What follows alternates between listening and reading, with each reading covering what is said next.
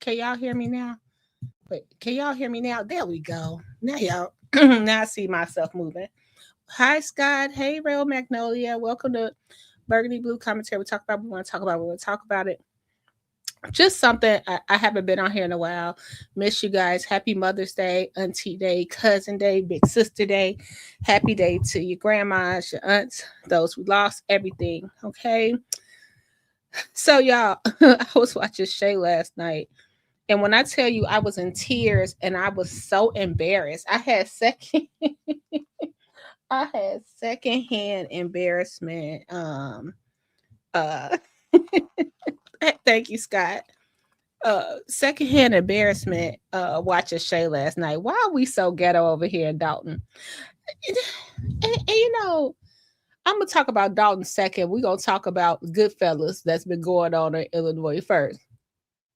But why we so ghetto here? We are so ghetto. And I just mean like ratchet.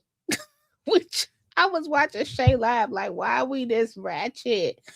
Like, we act like we never been nowhere, seen nothing, had nothing. We are so ratchet over here. When he was showing the Pope House, I was like, oh my gosh. It was like they went to the Pope House had one of them end tables with the panther at the bottom. Y'all remember those end tables when you go to your auntie house, had the Black Panther and the glass on top? Just ghetto. Um, so y'all, have y'all been hearing? I gotta do a video breakdown because I got so much juiciness where people were defending this restaurant in my live streams. And I went to the restaurant because my mom used to like it. And I went to the restaurant and they kind of treated us kind of bad at the restaurant one time, not me and my girlfriend. And I was like, we're not coming back. And I had wrote the managers and they sent me a gift certificate. But I have a free gift certificate to a restaurant. I never went back because that's how bad they treated us. So let's go to what's happening in Illinois and Indiana. If you didn't know, we're right on the border. So it takes me 7 minutes to get to Indiana. So we're right on the border. So when they're talking about these restaurants, I know it seems kind of weird, but one restaurant is in Illinois and one restaurant is in Indiana, just so you know. So they're not far apart. So let's start off here. Let's start off where all of this started a little bit. This is crazy. This is like watching Goodfellas in real action. All right, let's go. Restaurants in Northwest Indiana. Federal agents are announcing a wide range of charges in connection with what they say was an illegal gambling operation. WGN's Emmy Victor is live in Merrillville with more on that. Hi, Emmy. Oh, well, hi, Micah. Behind me is one of the two restaurants that have been under investigation by the feds. They've been closed since those raids occurred yesterday. Authorities claim that there's been some illegal activity occurring here since 2021. Following the FBI raids at two Northwest Indiana restaurants and a private residence yesterday, federal authorities are speaking out about the alarming activity they say prompted the operation. There is no place in our society for coercion or intimidation, and those who conduct this conduct must be held accountable. U.S. District Attorney Adam Mildred announced Thursday that the raids were the culmination of a years-long investigation into alleged illegal gambling at two family-owned businesses. Through the indictment, the grand jury has alleged that the defendants built an illegal gambling organization that operated both online and in person at two northern Indiana businesses. Mildred says 22 individuals, ranging from ages 21 to over 80 years old, were arrested Wednesday for their alleged roles in the gambling scheme. Now, the names made me think of Casino and Goodfellas. I'm like, what are y'all doing? So we got Michael Campbell Jr., aka Mike Way Out, James Gerardemius, Jimmy the Greek, Bassam Ibram, Donnie Brasco. I guess this is his brother, Sanad Ibram, Sanaa Taka. What would my cool name be? Burgundy blue cheese? I don't know. I got to think. So Peter Pavopoulos, his name is Pete Goodies. Filippo Rovita is Gigi. Alexander, I'm messing these names up. Jagianas. Alex Gyros or Giros. They little code names. Wait a minute. Rami is Rami Straight Flush. Paul is Paul Scarf. James is Jim Macedonian. Andrew is Caesar's Andrew. And my favorite name is Giuseppe Manzi, Joe Palazzo. I thought that name was cute. I would have took that name. And then Dean is, what's Dean's name? Dean's Runner. This is my girl Athena right here, which is so wait a minute, they're not Italian, they're Greek. Why did I just put this together? Because one of the restaurants is a Italian restaurant, so they're Greek. Because Athena is a Greek mythology name, right? My girl Athena was like, yeah, and I did it. Bail me out. Athena, the only girl in here. Go to Athena. Athena put her headband on like I knew y'all was coming. Happy Mother's Day to your beautiful wife. You said Rico. Beautiful wife, Davis. These names are just, I feel like I'm in a movie, y'all. I feel like I'm in a movie. Now, Michael right here, Mike Way Out. He a baby. Why y'all got Mike him? This is Goodfellas. Mike is who was the dude that was running? Remember? Let's go. Let's just pull it up, shall we? Let's just pull it on up. Who was the one that was running around? What was his name? I loved him in all the movies. I can't think of his name. Have y'all seen Goodfellas? The guy that was running around since he was a baby with them. That's him right here. With the you resting? Got a fucking beach in a park. I said, I'm resting. I know I'm resting. They pull me in, they start giving me all kinds of questions, this and that. He says, so what are you going to tell us, tough guy? I said, my usual, zero, nothing. I tell you, the fuck. He says, no, you're going to tell me something today, tough guy. I said, all right, I'll tell you something. Go fuck your mother. Bing, pow, boom, bing. You saw the paper, Anthony, my head was... Burgundy Bottle. Yeah. This is so, now when you go into the restaurant, because I've been in Gino's, it sort of reminds you like that.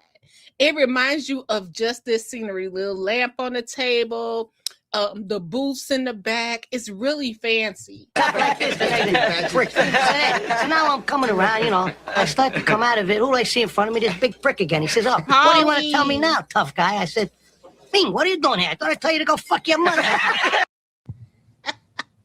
That's exactly. Now, this is Mike. This Mike, what's his name? Mike, what was his name? Mike Way Out is Paulie. Okay, let's finish, y'all, because this story just is so crazy. Scheme. Among those facing charges includes James Girodimos, the owner of Paragon Restaurant in Hobart, and Gene Gialamas, the owner of Gino's Steakhouse in Maryville. Okay, so that is a Greek restaurant. So I have never been to the Paragon, but I have been to Gino's a few times. Individuals who appear to be relatives, friends, and employees were also arrested. The 87-page federal indictment claims the group used secret websites and fake names to collect. Well, what Shay be saying? Them screen names go. Scott, what do Shay be saying? You gonna come out the bushes? Them screen names. So, Ehab Mustafa, aka Eddie. Michael D. Campbell, aka Michael Way Out, aka Chucky Hoffa. These.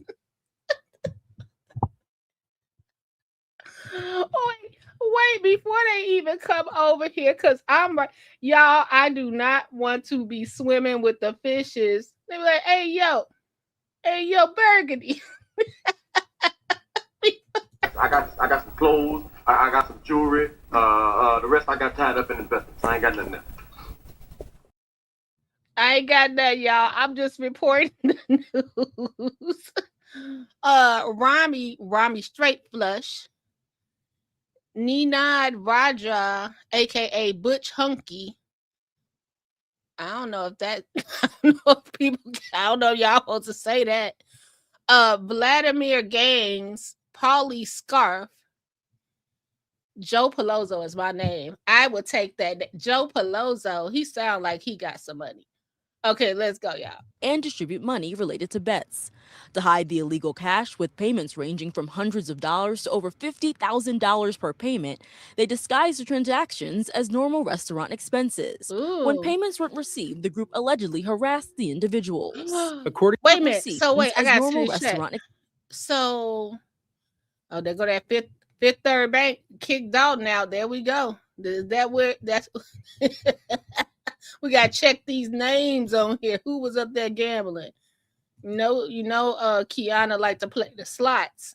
Bassam Ibrahim. Okay. Somebody. Okay, so they wrote him a check. 75. How much is that? $75,000 from Dapper Capital. $50,000 per payment. They disguised the transactions as normal restaurant. Then this is a withdrawal slip. 25 expenses. When payments weren't received, the group allegedly harassed the individuals. According to the indictment, members of the organization used threats and intimidation to collect on gambling debts. Giro Demos and Gia Lamas weren't the only Chicago area restaurant owners arrested. Y'all, this ain't none of my business. But me and my friends have been like talking about this because it was just so weird to see this on the news, like up the street. And I think the problem is when Illinois started allowing gaming systems, like here, when you go to the gas station, it looks like Las Vegas. Is it like that where y'all live? At the gas station, they have slots. At the grocery store, they have slots. At the like the local little taco stand has 3 slot machines in it. It's just overwhelming the more this gambling stuff comes up. And it's even like this thing, like if you win the lottery, it's some places in the hood, they'll buy the ticket from you. So let's say you owe child support and you won $5,000. Well, they're gonna take it in the lottery, but you can go to like the little hood spaces and sell them your ticket for like $3,500 or something like that. Like loan shots, they give you the cash and they go cash the ticket. So it's so weird, like these high-end restaurants, which they are, that they're going ahead saying, hey, you can gamble all you want, but if you lose, you're gonna have to you're gonna have to pay me. And then they're going to shake the people down. So y'all, they said that one of the undercover Fed agents went in there and basically posed and said, hey, I want a loan on, I want to gamble, but I don't have enough money. Can you give me a loan? And they did. And so he thought he was done. And rumor has it that we'll get to that story. Rumor has it they showed up at his house and started following him. And they had like all the wise guys following him, like, hey, yo, Paulie, get him, hang him upside down, crack his legs. And he was scared, boneless, skinless. So we're going to get to that part too. Filippo Ravito, the owner of Capri's in Burr Ridge, was also named in the indictment. However, it isn't clear what role he may have played within the operation. This afternoon, members of the U.S. Marshals Service returned to Geno's and Paragon's, where they were seen moving items from the building. Both businesses are closed for the time being. The 22 people who were arrested weren't only living in the Chicago area. According to authorities, this was a multi-state investigation, with some of the people arrested living in areas like I just want to point out, y'all, if any of your names are mentioned in that, or if you had those screen names in that Rico that shit got going on, do you know literally that means the Rico, the U.S. Marshals was about 10 miles from Dalton just this week. I just want to say they were 10 miles from Dalton. New York and Los Angeles. We're reporting live in Maryville. Emmy Victor. Okay. Come through, Curly Bob. All right, let's go to the next one. Just want to point this out. Man. All right, let's go to this part. Say, yo, parlay. Big-time gambling operation that was run out of restaurants in Northwest Indiana. 22 people are now charged in what prosecutors are calling Operation Porterhouse Parlay. And tonight, our NBC5 Chicago investigative team has learned that the illegal gambling charges go well beyond Northwest Indiana, with authorities charging 2 men who have ties to the Chicago outfit and mafia families in Boston and New York. Our investigative reporter Chuck Gowdy has that part of our coverage. Organized crime investigators are zeroing in on 2 names in the Indiana charges, Hoosier mobster, both of them from outside Indiana. Filippo Gigi Ravito, considered a Chicago outfit associate by authorities, and he's the flashy proprietor of a well-known West suburban Chicago restaurant. And Giuseppe Joe Palozzo Manzi, a convicted drug dealer and loan shark, whom investigators say has ties to the Patriarcha mob in Boston and the Gambino crime family in New York. Arrests were made. Not the Gambino.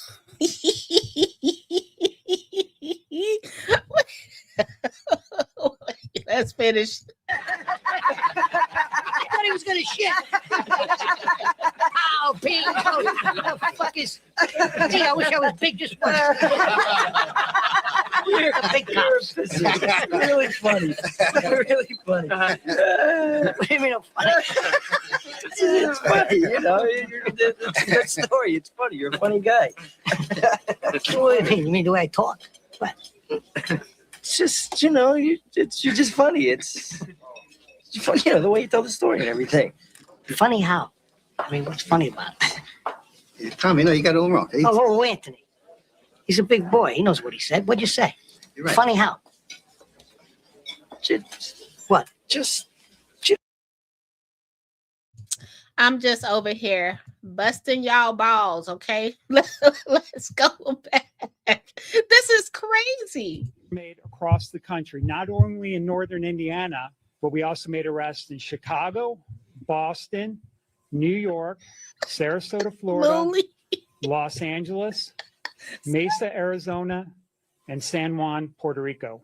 With Stop 150 busting federal my agents balls. working these Wednesday raids and arrests, they only had to cross the Illinois state line to grab 49-year-old Gigi Ravito. Capri is his upscale restaurant in west suburban Burr Ridge. Ooh, and I has heard it's become a really favorite good, too. gathering place for outfit capos, according to mob watchers. It is where Ravito himself has been accused of conducting mob business, and it's home base for his ever-expanding digital footprint. Ravito has continued a sizzling online presence, despite some investigators saying he's been told to cool it by other Chicago mob bosses who prefer their profiles rare. We got the wise guy meatballs. Ravito's Wise Guys meatballs won't have his personal flavor for a while. The self-styled Wise We got to go back. Hold on, because I love some Italian food. My Italian friends say I say ricotta wrong, so I think I'm saying it wrong. But it looked like the ricotta. Well, I always say, was it ricotta? I don't know, but the ricotta cheese over there, I never tried that with meatballs. I only had it in lasagna. But what's this right here? Is that can't be sausage and peppers? I never tried sausage and peppers either.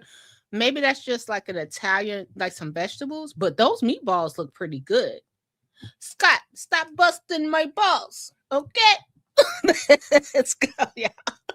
Well, the self-styled Wise Guy is locked up without bond until a detention hearing Monday, and the government wants him held until trial. Ravito is a twice convicted felon, drugs and sex cases, who again faces significant prison time if convicted of the new charges that he allegedly worked as an He used to enforcer be for cute. the Indiana gambling ring. Text messages supplied in court documents allege that when Ravito was searching for a wayward gambler in a Florida casino 2 years ago, he was willing to knock the debtor's lights out and then shove his head into a machine. Members of the organization used threats. Ooh. Ooh. Hold on, Gigi. Gigi, I think you my type of guy, Gigi. Let's go. Threats and intimidation to collect on gambling debts. One of the most disturbing aspects of Hey, the indictment Conscience. was a threat Hey, to a debtor to kill his daughter nice, Scott. at Valparaiso University, saying, "We know where your daughter is, and if you don't pay this debt back in a certain amount of time, the next..." See, they was doing all that Joe Pesci stuff. I'm gonna go to Valparaiso, and that's what he said. Give me. See, you know what the problem is? Cell phones. See, back in the old days, they just put a they just put a throw a Molotov cocktail through your house and scare you. Nowadays, look at how they acting. Look at these new age mafia. Like, what happened to a Molotov cocktail? What happened to a dead? What was it? What did they have on Godfather? Was it a dead horse head or something like that? What about you wake up to you boil a rabbit? You know, you do something like that and scare somebody. You don't do all this. I'm gonna go to Valparaiso. See, bring back the old school people. One of the most disturbing aspects of the indictment was a threat to a debtor to kill his daughter at Valparaiso University, saying, "We know where your daughter is, and if you don't pay this debt back in a certain amount of time, the next thing we do is we're going to go find your daughter at Valpo, and we're going to kill her."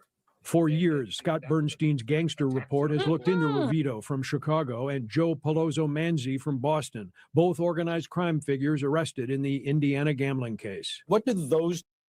Conscious, you said, Conscious, when you leave the house, you on you on the West Coast, East Coast. You leave the house, make sure you keep your purse close to you and Mama C purse close to y'all. They acting up over here. The Dalton is spread. You don't pay this debt back in a certain amount of time, the next thing we do is we're going to go find your daughter at Valpo, and we're going to kill her. For years, Scott Bernstein's Gangster Report has looked into Ravito from Chicago and Joe Palozzo Manzi from Boston, both organized crime figures arrested in the Indiana gambling case. What did those two things say about the operation of this Indiana gambling business? That it was incredibly sprawling, even though it was based out of Northwest Indiana and these two restaurants. Hey, late night crew. You over here busting my balls. Your last night live was so good. We're going to talk about it a little bit. And this is an anniversary, isn't it? Happy Mother's Day to Mom Christy. But isn't this an anniversary of when they were trying to fly to Ohio or wherever he lived at? They didn't even get the ticket to the right place. They were going around the country debt collecting and leaning on people and threatening people. The alleged involvement of Hoosier mobsters from out of state comes as no surprise to longtime observers of illegal bookmaking and unsanctioned sports betting. Organized crime experts have known for decades that illicit big money operations don't succeed for long without the involvement of the mob. There are dozens of examples where those who have bucked the system haven't survived to regret it. Back to you. Y'all wait till I put this video together, because this is why I love the flashbacks, because I have a special guest that was on my show, and she was always, you might remember her succeeding too. She would be like, I'm personal friends with the owner. And I'd be like, oh, well, I didn't like it. You know, I'm not saying that she would know that this was going on, but I got to put all these clips where people are like, this is the best place in the world. And then now it is, yeah. They over there You know, bring back the old school gangsters. Y'all over there acting a fool. So let's talk about Gigi. So they got Gigi, y'all. They got Gigi because he over there talking about he gonna go get people daughters. He gonna do this and that. So they got him up in the remember when I had a ride along? I don't know if you guys were there, and we accidentally ended up in the Fed court in Hammond. That's how close we are. We are right on the border of Indiana. So it takes us 7 minutes from Dalton to get to Indiana. And then right there when you cross the border is the Indiana Fed Court. So when they're talking about one restaurant is in Illinois and one restaurant is in Indiana, we literally live on the border. So that's where the U.S. Marshals went. So let's go here. So it wasn't like they had to travel. Like they could have walked and served everybody almost. All right. So let's go here to Gigi. Now, Gigi said, what you talking about? I ain't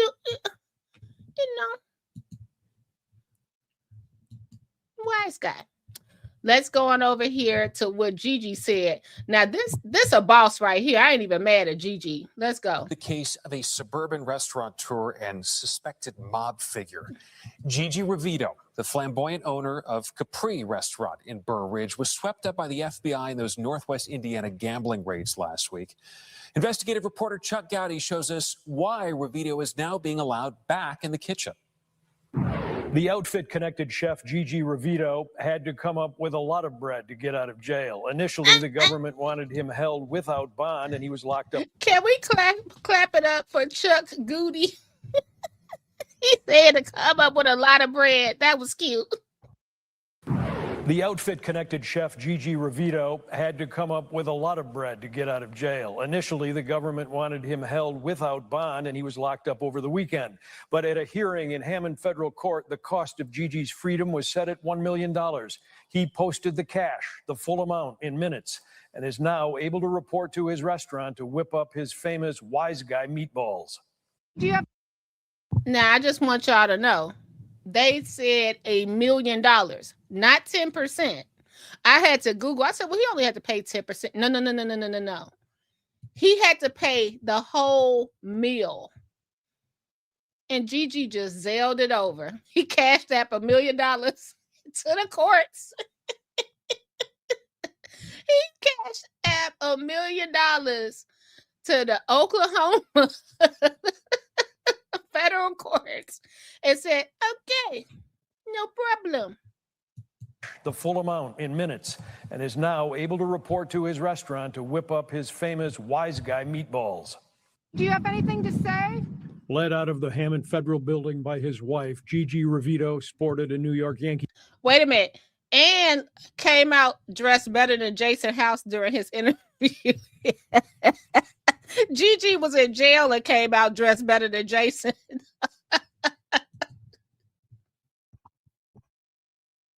He's cap and was quietly guided away from our news crew at the hand of a well-muscled escort. Ravito had just put up $1 million in a suburban bank account that will be forfeited to the government if the outfit-tied restaurateur vanishes. He is certainly not a threat to anyone. He is not a flight risk. His whole life is here in the area of the Capri Restaurant, so he should be released. He is not in. First of all, she made me get up and comb my hair, Scott. I had to just go back. Gigi wife with her Cartier bracelets, Rolex. I don't know. I think that's a love bracelet right here that she has from Cartier. Now, this right here that she has right here is Banana Republic. And I'm not sure of the pants, but y'all know I know my stuff. Gigi wife made me get up and comb my hair because her husband has spent a whole night in jail. She got up and ironed her clothes. She got up and ironed her clothes, not a wrinkle in sight, and went and picked her man up with a bun. I said, let me at least braid my hair down. Do something. Look like do a sit-up or something. Flat stomachs, small waist. And she had to post $1 million, and I'm mad because Netflix went up to $24.99, and I can't afford it. So that's when we got to get our life together, ladies. We got to get it together. Of a well-muscled escort. Rovito had just put up $1 million in a suburban bank account that will be forfeited to the government if the outfit-tied restaurateur vanishes. He is certainly not a threat to anyone. He is not a flight risk. Scott gonna say his wife taller than him. Not when he stand on that money, she not. When he stand on his wallet. Life is here in the area of the Capri restaurant, so he should be released. He is not involved in any kind of a criminal conspiracy. Rovito's attorney, the legendary Chicago defense lawyer Tom Breen, was brought in for the case and disputes the gambling and extortion allegations and assertions of threat. Now, where was Gigi on here? Let's see. Gigi, where's Gigi? Was he not? Look, Samuel, you guilty. Sam is the one that got all them in trouble. Don't know how to use his phone. Send the text messages. The drop is here. Okay, where is Gigi? I don't see Gigi on here. Was he even on here? Hold on. Did y'all see Gigi? Was he on here? Okay, I see him. Maybe that's Gigi. Asserting that 52-year-old Rovito is a generous employer. Now, if y'all don't know who this is our old Secretary of State. So this is Gigi right here. This is our old Secretary of State, Jesse White. Upstanding community man, recognized by his church and not a gangster associate. You know, there's been much to do about this case. He's not afraid of anyone because he really isn't involved with any of these guys. Not as alleged. That's the best I can tell you. We asked Attorney Breen if Rovito is cooperating with the FBI and concerned for his well-being. Our client has not had any discussions whatsoever with government agents or government prosecutors. And with that, Gigi Rovito was whisked away in a darkened Mercedes, wearing an ankle bracelet so authorities can track his movement, allowed only to return to his home here in Burr Ridge, the kitchen of his Capri restaurant, and the sanctity of his social media page. The government dropped its plans to request Gigi Rovito be held without bond, and he's now put up the $1 million for freedom. But the alleged leader of the Northwest Indiana illicit sports betting business will be detained after a judge's ruling on Monday. James Jimmy the Greek Gerodimos held without bond along with several other defendants.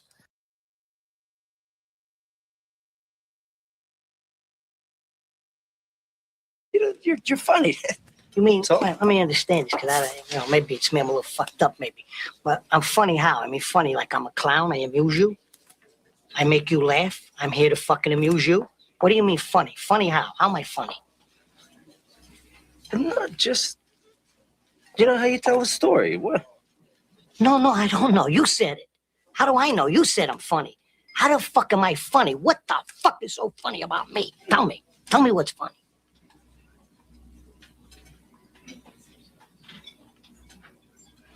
Get the fuck out of here, Tommy. You motherfucker. I almost had him. They at the restaurant right now. Y'all, this story is so interesting to me because I'm just, if I could be a fly on the wall, like I've been to Geno's. So I'm like, just imagine all the people. Geno's is up the street from us, like literally. And, oh God, I gotta put $5 in the literally jar.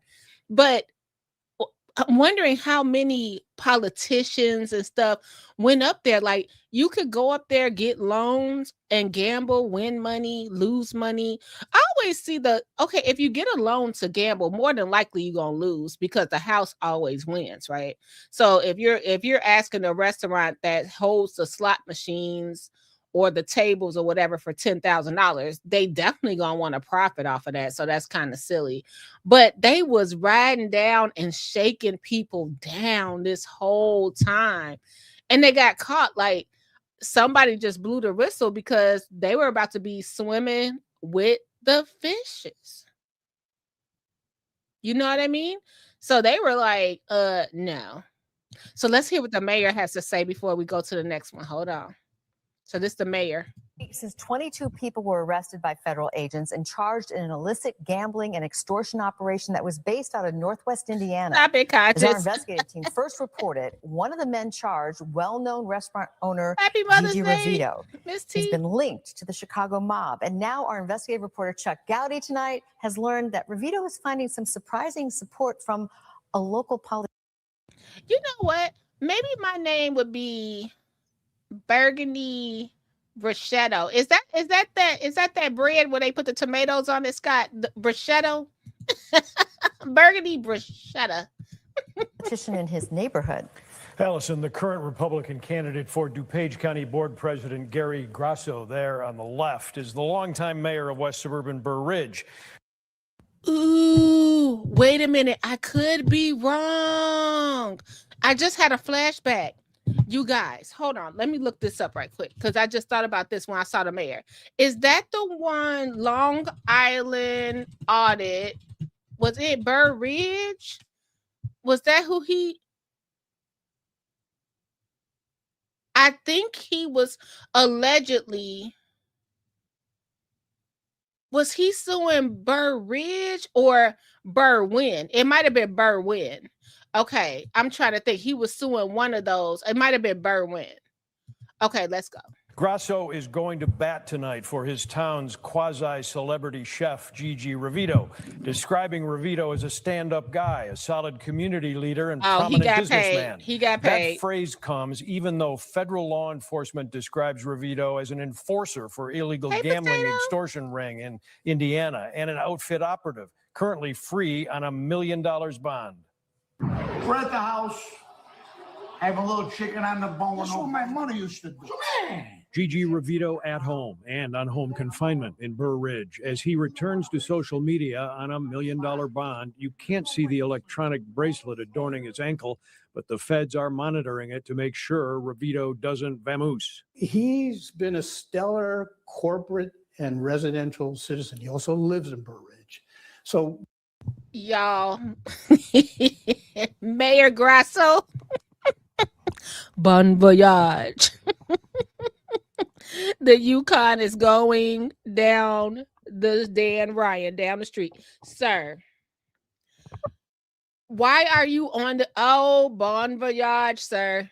That means the mayor speaking about Gigi and Mickey,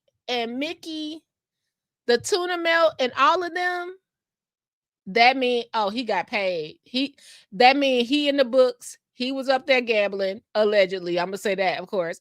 But that means your name gonna be somewhere getting pulled out the bushes. Adorning his ankle, but the feds are monitoring it to make sure Ravito doesn't vamoose. He's been a stellar corporate and residential citizen. He also lives in Burr Ridge. So we're standing with Capri and Gigi now. This is Capri Ristorante, where 52-year-old Ravito usually stages for his social media in the kitchen and where he holds the liquor license, despite having been convicted of a long-ago drug charge and underage sex crime at age 17. He was allowed felony rehabilitation to get the liquor license under a little-known second chance law. But now that Ravito is embroiled in this new felony gambling and extortion indictment, and our investigation has turned up outfit connections in previous federal cases, Ravito's standing tugs even at his friends, including Mayor Grasso, whose favorite dish is even on the menu here at Capri, linguine alla Mayor Grasso. Have you talked to him since this came down? Wait a minute. It's Shay voice. Oh no. Oh no. More, you prayed us in on unity. You prayed us in, and it came with the most divisive speech I heard in my life. Don't pray for me no more.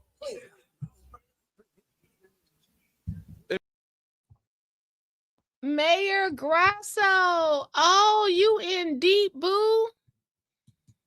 Oh man. I do want to see what's in his linguine. Linguine with fresh tomato sauce and basil, topped with a touch of olive oil. Ooh, with fresh ricotta. Did I say it right, Scott? Ricotta? Well, I say ricotta, but my Italian friends say I say it wrong. But that sounds good. 8-finger Cavatelli, basil, Parmesan cheese with rich. I like that. I don't need meat in my pasta all the time. I like that. I don't know where he gonna get the fingers from though. That scares me. All right, let's go. Weenie a la Mayor Grasso. Have you talked to him since this came down? No, and that was purposeful. He is represented by counsel. Yes, it's a bad look for Burr Ridge. We sell a brand, and so we are concerned. Grasso is currently running for county board president and is a multi-term mayor with anxiety, he says, about how Rovito's case could affect Burr Ridge. But I'm worried about the long-term effects if there's actually any substance to this indictment. Again, somebody said something. He's just somebody that right now has to be given the benefit of the doubt. I don't have to tell you that some of your colleagues in elected positions elsewhere would be running for the hills. They wouldn't necessarily be as generous as you are. Man, this is all alleged, but the mayor coming on TV, and we just gotta let's just look on who he defended right here. Let's just look at who he defended. Okay, Filippo Rovito, there go Gigi right there. That's who he defended, and all his friends: Mike's Way Out, Dean Jim, Donnie Brasco, Pete Goody, Caesars, Andrew, Rami Straight Flush. He defended all of them. Yeah, stuttering prick yet? Frankie, was he shaking? I wonder about you sometimes, Henry. You may fold under questioning. Jesus Christ. What the fuck is it with you? I thought I was getting pinched already. This the mayor right here, y'all. He's hanging on my fucking neck like a vulture, like a pending day. What do you want? This guy's worried about. He didn't want to come over and get the check. It's just, he could take care of this shit. Yeah, it's no problem. Tell him to put it on my tab. Of course. That's what I want to talk to you about. It ain't just this here. It's 7 fucking big ones here. 7 fucking G's you owe me here. $7,000. I mean, ain't peanuts. I don't mean to be out of order, no. You don't mean to be out of order? Jeez, it's good you don't mean to be out of order, Sonny. You call embarrassing me in front of my friends, like calling me a fucking deadbeat, Sonny, you're a real fucking mutt. You know the money we spend in this fucking... Come on, don't be like that. What do you mean don't be like that? The mayor sitting right there like... This the mayor, y'all. Now, wait a minute. This is my favorite mayor scene of all time. Of all time. See me after the cop did. You tell him my name? Of course not, Vic. I mean, but look, we can't do business like this anymore. Nothing's changing. Evan and I were just talking about this fella, Bobby Mercer.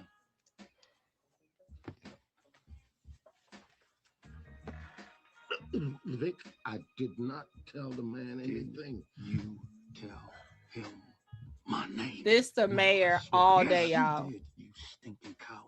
I smelled it on you the second you walked in here. Now go sit at the other table.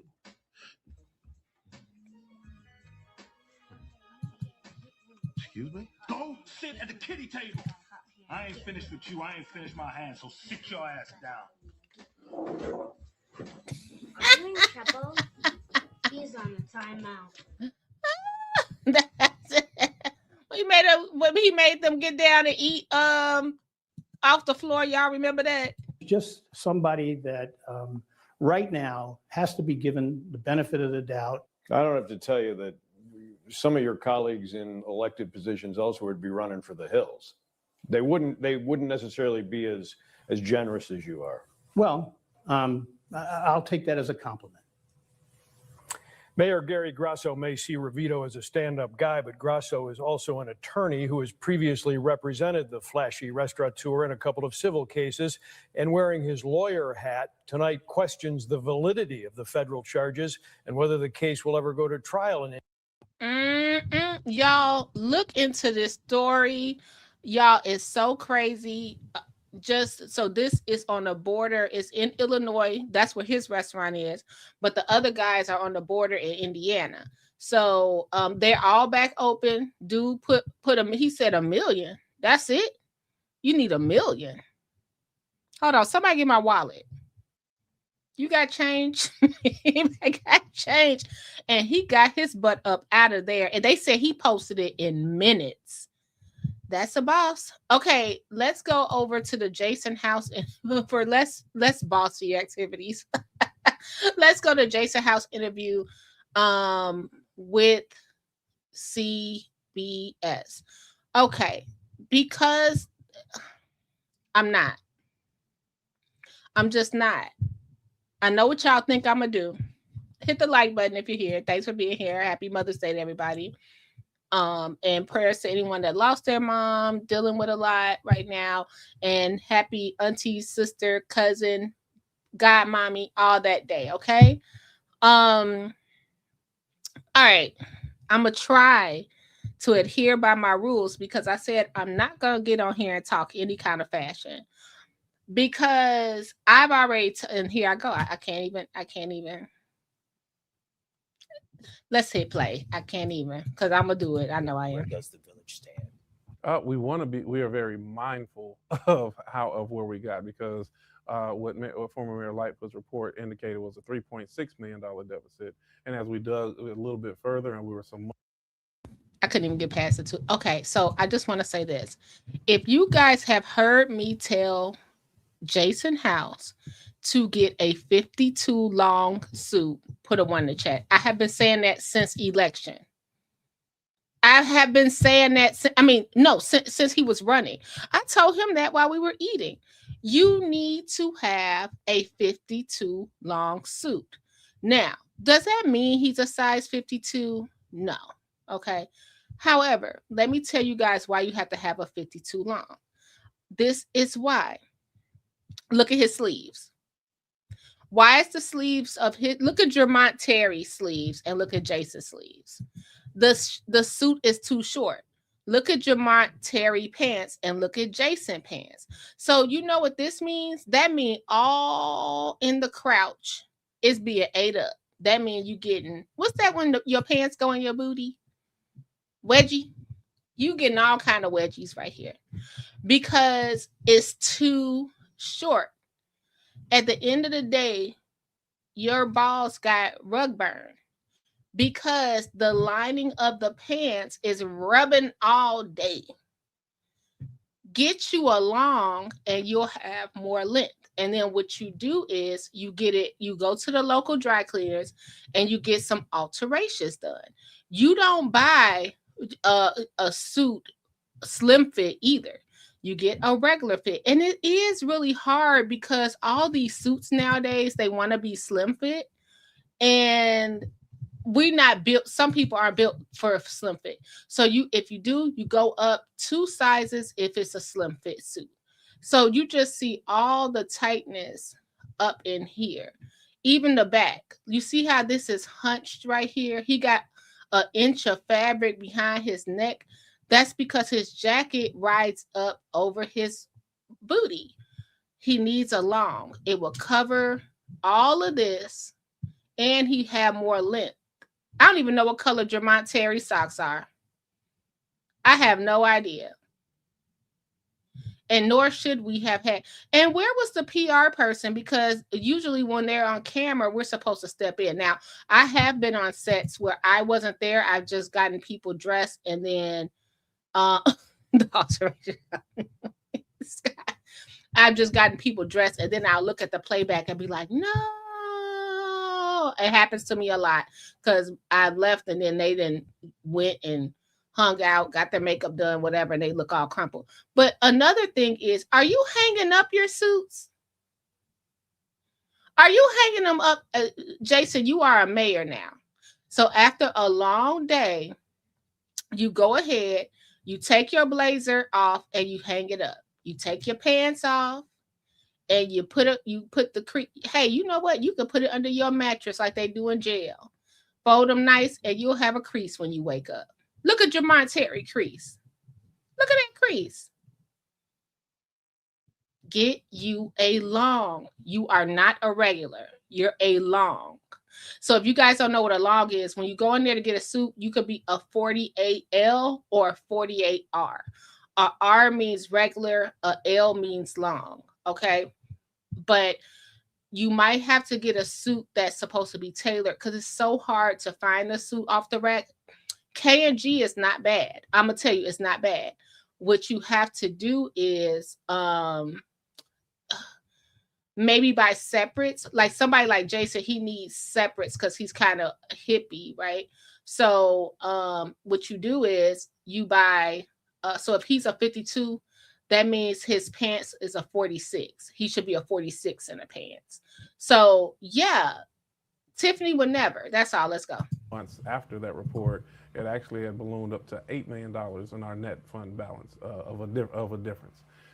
That became one of our biggest. Look at Scott. I would say year exactly, one has really Scott. been primarily about stabilizing our financial position, also stabilizing the community. When we first came in, we would get messages. Hey, Cynthia.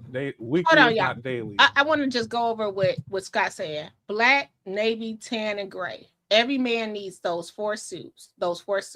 Start off with a black because you can always do your ties, different ties. First of all, I had a $10 tie sale, and I watched Shay the other day, and I think he played like 3 interviews, and Jason had the same damn suit tie combination. Jason, I will sell you the $10 tie. You don't have to beg me, okay? When I have another sale. I would even go with chocolate, Scott. What do you think? Like a brown because of his complexion, maybe not tan. Let me know. I would go with maybe a brown suit, like maybe the color of his shoes. All right, let's go. That would indicate one vendor or another being hundreds of thousands and one vendor being over $1 million in the debt that we owed in debt. I'm glad to say that with the work that the board has done, our finance team has done, our administrator. Now we don't. Those calls do not occur. We have contacted all vendors. We've made arrangements for those that we're able to make arrangements with. For those that are going to be further down the line, they've all been notified where they stand. So, the point of clarification, you said while the Lightfoot investigation revealed that you had $3.6 million deficit, further review revealed that deficit was actually $8 million. That is correct. $8 million. People might hear $8 million and say, Mayor, how do you get out of that? I mean, without raising taxes, without taxing the people, how are you doing this? At the moment, we want to make sure we are doing everything to be fiscally responsible. So this is the extended interview. Y'all check out Late Night Crew to see his commentary on the interview yesterday. When I tell you, I had some friends from Dalton talking about it. And I pause. Shout out to Mama Hill too, because happy Mother's Day to Mama Hill. I got a text her today. Everybody was laughing at Shay last night. We were shaking our heads like, man, from the outside, we never know how we look ghetto. Oh my gosh. We didn't even look this ghetto when Shay pulled the veil up last night. We didn't even look this ghetto when Tiffany was in office. We look more ghetto now. But it's hard to be in the public eye. It's hard when you really don't care. Like me, I wear jogging suits every day. I really don't. You would probably think when you see Berg, she would be crafted with wardrobe. I gain weight, so I really don't feel like my weight fluctuates. So I really just sometimes don't feel like getting dressed. But let me tell you, Gigi wife that made me, I'd have laid my clothes out for tomorrow. Gigi wife, she had it going on. I just sat up here and said, "Nah, let me get my slacks out at least." But now that you're in the public eye, maybe hire someone to have your wardrobe together, because it is hard when the cameras are on you. The cameras are on you, and I think that they're so used to the cameras only being on Tiffany. And now the cameras are on you. And yes, people are going to critique and see this. And you might think that it's not people shouldn't care about what you're wearing. But the way you carry yourself is a reflection as well. So just want to put that out there. And I agree with Scott with the color suit, the gray. Yes. Any increases is an absolute last resort. So first, we got to make sure that every expense. Oh, that barber is absolutely horrible. Okay, so why would he take his? He didn't even get. Okay, hold on. Can y'all see my pointer? I wish I could change my pointer to some. I always see people do this. I'm gonna have to call Potato and ask, can I change my pointer? Look right here. Why would he take his mustache to this little? It's not even. Like you went, but you know what? Now that I'm looking at it, what if Jason at home lining himself up trying to save a couple of dollars? What if he at home lining he at home lining himself? And we over here blaming the barber, and the barber at home like, I swear y'all ain't do this. He at home just because I just don't see you getting out the chair that's not even. Like right here under the Cupid's bow, over the Cupid's bow, it just, yeah, I don't know, Scott. But yeah, it's terrible. If he paying for that, he shouldn't. Last resort. So first we got to make sure that every expense that we have is a necessary expense. And we found some inefficiencies in the way that things have been operating. We were not just... Y'all, so just so you know, I heard what he said. Jermont basically asked him, how you going to get out this deficit without raising taxes? And he basically said he not. He doing a bunch of word salad right now. So just so y'all know, I heard it. So we were talking about the haircut, but yeah, you got to watch out, Jason. The pigment coming out your lips. I had an uncle that happened to. Properly going after. We were not doing business licenses due to inefficiencies in the last administration. So we just... Y'all know what happened when the pigment go out your Any old school people here? Went through our natural process, and we went from issuing a little bit over 100 business licenses to close to 300. That was additional revenue that business owners were operating. They were willing to provide to. Yeah, because Keith Price, he like basically get a sew-in, then had them go over that sew-in with the waves. He get like a sew-in and an S-curl, and then he have them go over it with the waves. Keith Price be having the best haircut in the business.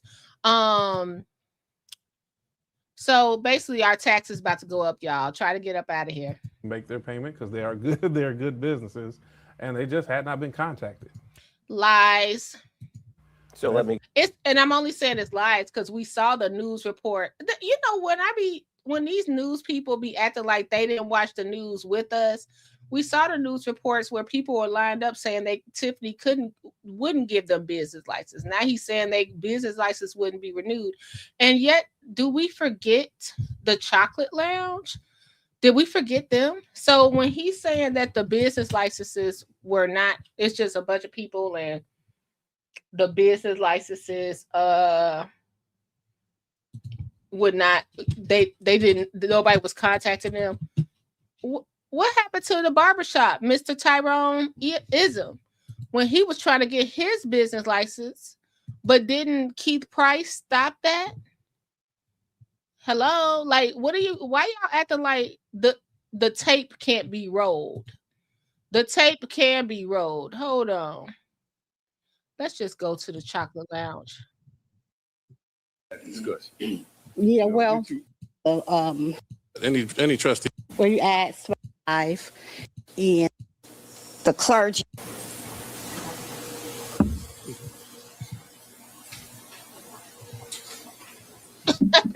All 300 gardens. Hello, everybody. I'm Aisha Robinson, the owner of the Chocolate Lounge, and today, hello, board. How you doing today? Today, I just want to update those of you that are here that may not know, and those that are watching live, that I was denied again for my liquor license. And once again, I was tasked with getting the residents on board and also the trustees. So today I wanted to ask each of the trustees individually, were you guys asked for any feedback? Tammy Brown, were you asked by the mayor for feedback? I can answer very succinctly. The liquor licenses are under the mayor's office as the liquor commissioner. So a direct response. I'm quite sure of that. I understand that totally. Okay. But you know, you and I talked and you said that I needed to get the residents and the trustees on board. Well, I asked for the residents, but I'm saying that any trustee is free to answer if they would like to. Well, you cut me off. You didn't let me do it. Well, it is true. The mayor issued the liquor license. Right. So, well, I know that's true. Right. But he did task me, which is why I was sent all of you guys' information to reach out to you, but I didn't have to do it because you showed up at the first. Brittany Norwood and Edward Steve showed at the first one. I spoke with Stan, and also Kiana Belcher showed up. I didn't get a chance to really talk with Kiana, but everybody else I did get a chance to speak with. So I just wanted to know, did he ask you guys for any feedback? Well, we discussed it, but Okay. at the end of the day, still he has to The final decision. The final decision. Okay. I just want to know if you were Yes. if you were Stan. But I can say for me. For you, okay. Stan, did you offer any feedback? Yeah, we had a discussion on that, and like I said, Paul's in his hands. Well, I don't know you guys' discussion. Yeah, well, you two had a discussion, so we definitely did, and I just would like to clear up that I did not. I came to this village because I was paying attention to what was happening these past 4 years with the ex-mayor, and when the space became available, some of my people showed me the space, so I thought it would be a good thing to come and come to Dalton and bring some fresh new business here. And I was on board with Clean House and everything, and I had a discussion with the mayor prior to me getting the lease on the space, and there was a verbal commitment and before I built the space We've reached out. 3 minutes, Ms. Robinson. Okay. Have a good day. Thank you.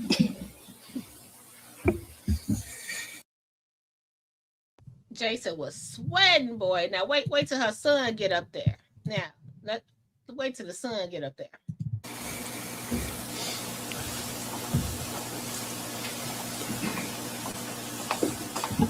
Good evening, everybody.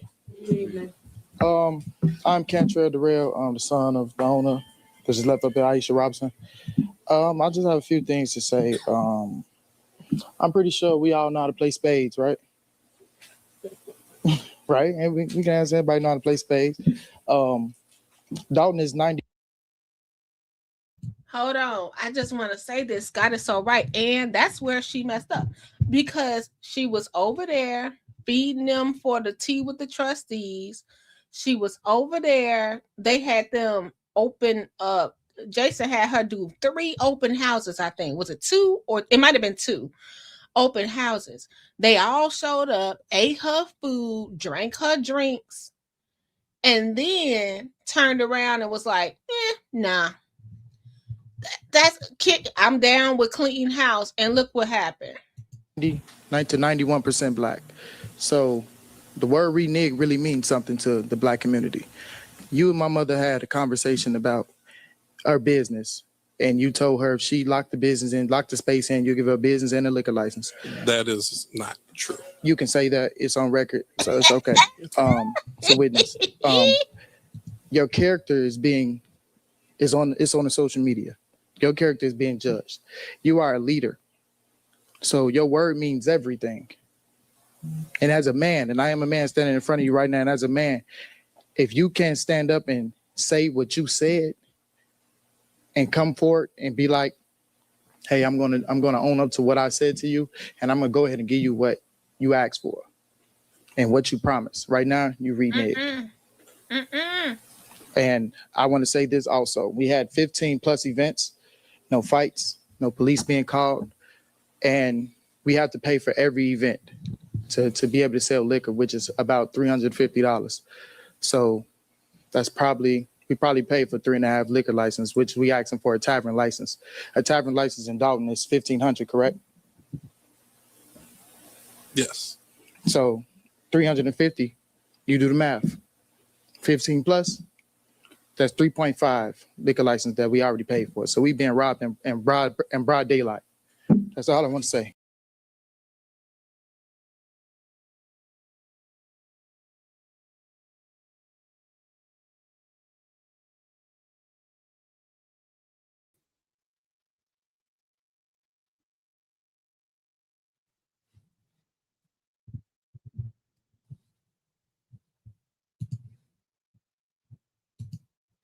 Uh-oh, y'all. The wise guys, they over here busting my balls. They cut off my internet. Hold on. Let's go back. Let's go back, y'all. Let's go back. Y'all got me cracking up over here. How y'all doing today?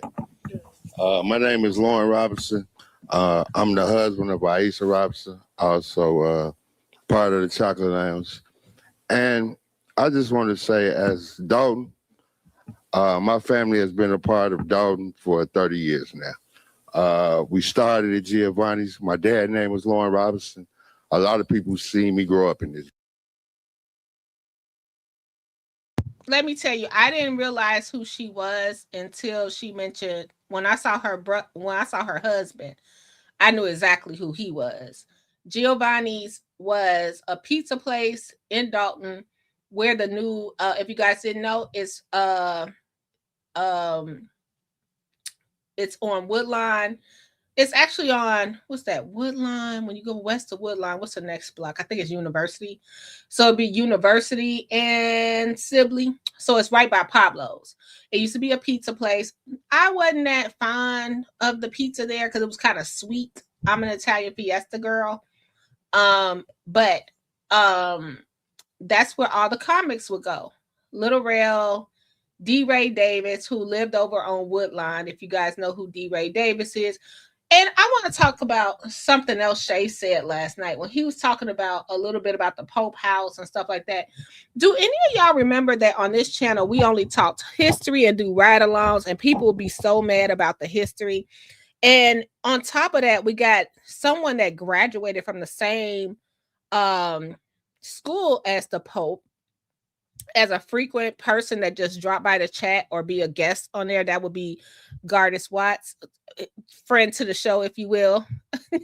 And we had all that. Do you know how close they would have had a relationship with someone like Gardis? And I think it's so gross how they just don't even reach out to him. And he's a Southland resident. He's Black. He's educated and well, I guess I can say this, he's Catholic, right? So, and how important it is that someone like me who went to Catholic school, I didn't know it was this whole thing with Black Catholics and how the trustees would just, this is my opinion, no one else's, how the trustees would just take away from us in the community. Because we're gonna play this video next about somebody, I forgot what he got some rank. Look, I'm saying, y'all know I'm ghetto. I'm saying he got some rank in the Catholic such and such, right? So he came, but you got someone that's Black, that's an educator that works within the school district of Dalton, Riverdale, all of that, that's in our community, and you will refuse and take away from us as a community because you don't like him because he's a friend to the show. And that's all it is. It's nothing else but that. Shame on y'all. And I know y'all listening. Shame on y'all for taking away from us and not letting the youth know, hey, you know, this is the history of, this is where Black Catholics started. Hey, this is where Pope Leo went to church. This is where Pope Leo went to lived. This is his steps he took to get to the becoming the Pope. They don't give us any of that education. And it just really pissed me off. So excuse me for being on my soapbox for a minute, but y'all are really doing a disservice to the youth by knowing it's a Black man that's a Black Catholic, that's an educator up the street. And when you have all this stuff going on at the Pope House, you won't even reach out.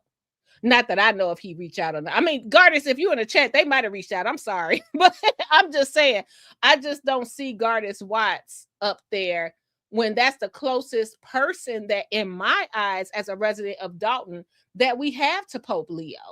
That's just all I want to say. It just pisses me off. Y'all so honorary and just a mess. Just not about community at all. Village.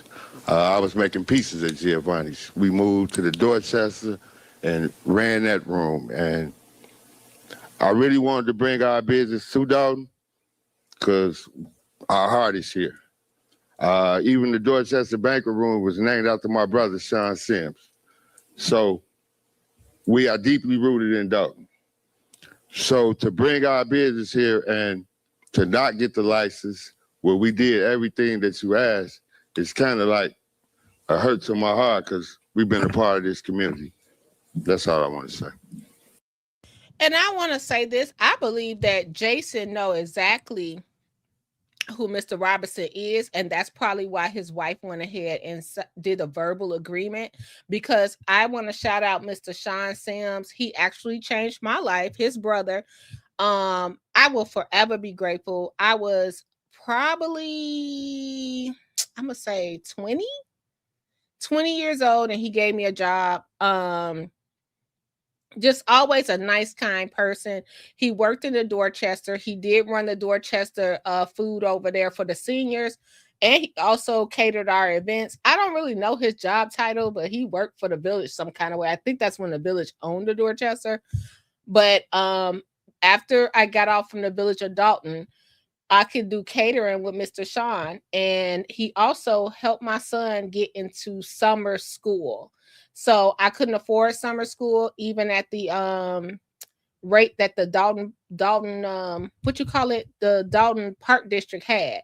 The rate was still too expensive for me. Even working for the village, it was too expensive for me. And Mr. Sims made sure that my son was able to get picked up and back and forth as a single mom. And he did that for a lot of single moms. So shout out to Mr. Sean Sims and his wife. They just were amazing people. Yeah, and found me a little bus. I'll never forget that. So may he rest in peace. I haven't even thought about Sean Sims in years, but he was that whole family was really nice, really nice. So yeah, so back to let's go back to Jason and the thick tongue of lies. Let's go back. To be clear, you had businesses operating here in Dalton. Their licenses expired, but no one from the village was telling them you need to renew. That is correct. Nobody doing the next extra step to the checks and balance. Yeah, to go and get that. And we found several inefficiencies in the way that day-to-day businesses has been operating that have allowed us to recognize more revenue and do it in a responsible way, and not at the cost of the taxpayer. So you ballooned and you saw this deficit of $8 million. What? This man walking past just cracks me up.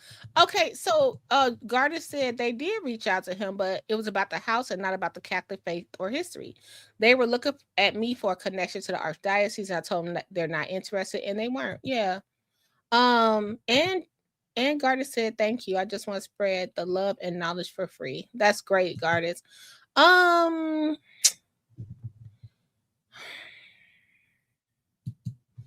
It's just. If you're okay, did we get anything from the clerk? Am I missing something? Did we get a photo? Because they sent the clerk to the Vatican. Did we get a photo of her in the Vatican? Did y'all get anything? Did y'all see anything? Because I haven't been online a lot. Have y'all seen anything? Let me know. What currently is the deficit here at Dalton? At last report I received, it's at about $6.5 million. We know month over month it fluctuates. Now, twice per year, the village gets the property tax revenue that we get it around March of the year, and then again around September in that time frame. So that's when we'll start to see our biggest shift in a positive direction. But then we also have to make sure we manage that money responsibly, so that way from March until that next until that next period, we're able to close that gap and then and see a little bit more revenue in the positive direction. I'm going to pivot. You talk about businesses. Even if you look. Wait, I missed it. Scott, he mentioned Jermont mentioned the chocolate lounge. I missed that. I gotta listen. Thank you for telling me that. On MLK here, right outside of City Hall, you see what I appear to be new businesses kind of coming down or being renovated. Right here, there's a lounge with some signs with some. Has it always been here? Are we seeing new businesses popping up in the city? We're seeing a combination of both. The businesses that you mentioned, one being a cigar lounge, another being a brunch restaurant. The owner had already had possession of the building already, but the owner was not allowed to get a business license to renovate, was not allowed to get permits to improve. So we just talked with them, made sure that they did their due diligence and allowed them the permits to. Why won't he say that Rucker owns that block? Why is he doing that? Let's go to a little bit. Let's go to the history. Let's go to some history, y'all. Commentary, burgundy, commentary, commentary, blue, commentary, blue, commentary, burgundy, commentary. Proof, but they won't say what they did. Well, let me rephrase, what they didn't do as relates to their business. So today I'm about to show you facts versus fiction, because you know the news is all fake news. They just tell you and show you things they want you to believe as it relates to a narrative, to a person that they want you not to like or believe in. So today is the day where I show my truth as it relates to Free Indeed. Here, put that over there. One person not feeling the love is Nicole Scott. Are you a victim of the dysfunction in Dalton? Absolutely, but more so, residents are victims. Would you like some of these? She runs the Free Indeed Market, a ministry-minded pantry set up like a grocery store. It's meant to give people in need a bit of dignity. And then we have some onions here if you need onions. Scott says she secured funding and architectural plans to redevelop this entire dilapidated shopping center last summer. But the village did nothing with her application for 6 months. She kept a log of her increasingly desperate demands for a response.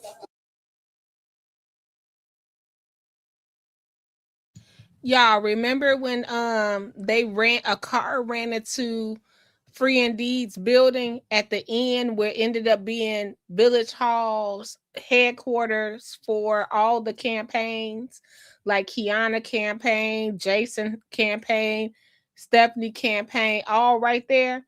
Whatever happened to that car running through there? Okay. What has stopped this? I don't know. Whenever we go over to the village, we don't get a response. This has to do with you not taking care of your business. You. Starts with you. Can't blame nobody but yourself. I need you to call the company that did your inspection and make it right. Go fix the building. Give them the plans and the things they need. Matter of fact, put that on the screen. Show the people what they told you you needed to do, but you never showed that on the news. You never showed that on the news, because it ends and starts with you. All you had to do is come into compliance with what they told you to do and give them the documentation of what was needed to get whatever you needed from them, which was permits, but you refused to do that. So again, reach out. My door's always open.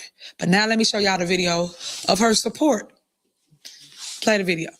Everybody, this is Dr. Scott with American Association of Single Parents, and I just wanted you to know that we are in support of Supervisor Tiffany Henyard. She has amazing initiatives and programs and things trying to do in the Southland for our community. And so us over at American Association of Single Parents, Free Indeed Market, and coming soon, the Ava Center in Dalton, we support the initiatives of Supervisor Tiffany Henyard. We're glad to be walking alongside her. But Mayor, it was one time that you believed in Free Indeed too. Before you even became supervisor, I believe, you really believed in what it was going to bring to the community. Her tenants do complain about the conditions they are actually working in. Here's one video from one of the locations in the unit. And this is what y'all didn't see and what the news didn't tell you. Play the tape. So we are in a store within that location, and it's about to show you that the ceiling is leaking. You see that?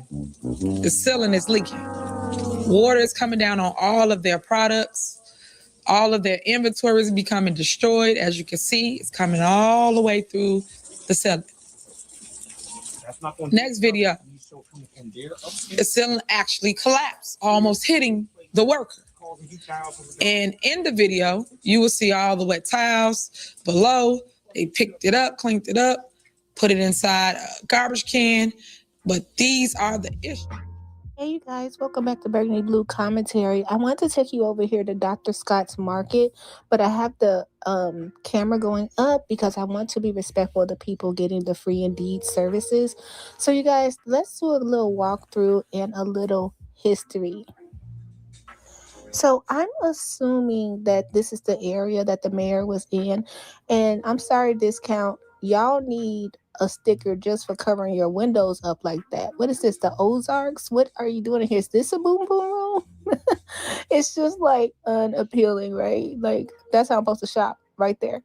So you guys, I just wanted to show you how small the community is over there. Over there, we got Rucker's Cigar Lounge. We heard so many people talk about it, how they're having trouble getting it open because Trustee Kiana Belcher is working for that corporation. And also, we heard from this beautiful young lady at a board meeting, and it made me so emotional. I'm so nervous to be out here, y'all. My name's Alexis. I grew up in this community. I went to school out here. I'm 27. I'm supposed to own the restaurant across the street, Royals Creole Kitchen. It's supposed to be a sit-in restaurant. And I guess my question is just to you, Tiffany, just to see if there was something that you guys could work out, because it seems like I don't know much about the issue, but I know the issue is between you and Kiana and maybe Rucker. But the issue needs to be worked out in house first, and then maybe we all can have a conversation, because I just feel like this is not our issue. It's y'all issue. And it in the process of doing that, I mean, Rucker owns the buildings, but we own the concepts of the buildings. Like there's two other people that are in on the wine bar and the restaurant. And I'm sorry, I'm shaky. And it's just very disappointing to me as a first-time business owner that you are like tearing my dream apart. And it's just, I put so much time and effort and money into it, and for you to destroy it, it makes me really angry. So I've been mean to him. I've been mean to multiple people up there. Like when they come over and put the stop work issues on our buildings, it's because it's not just Rutgers building, it's our building too. It's my dream, and you're tearing it apart. And as a member of this community, for as much as I've done for this community, like with the extracurricular activities with the kids, and it's very disappointing to me that I have to go through this just because you guys have your own personal issues. And I think you guys need to be adults. A 27-year-old telling however old you guys are that you guys need to be adults and work out whatever issue you guys have, so that the entrepreneurs like myself can, start our businesses in our communities like we intended. I bought houses over here on foreclosure list and revamp them and put people in them. Like I've done my part, and I need you guys to do your part also. So that's what I have. Sorry. That's powerful. Now let's hear from Mr. DeAndre Rucker. I'm a business owner, and I own probably multiple homes in Dalton right now as well.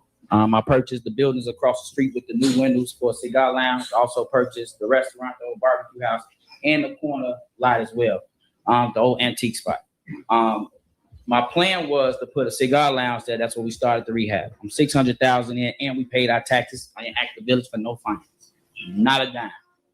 My problem is when I came up here to get a permit, I was told that my permit was denied. Don't know what reason. Followed all the procedures, filled out the proper paperwork. Came back in, I was asked to speak to you. Instead, I got the young man right here, Keith. He told my contractor that we were still in lights. Had my lawyer call ComEd, that was false information.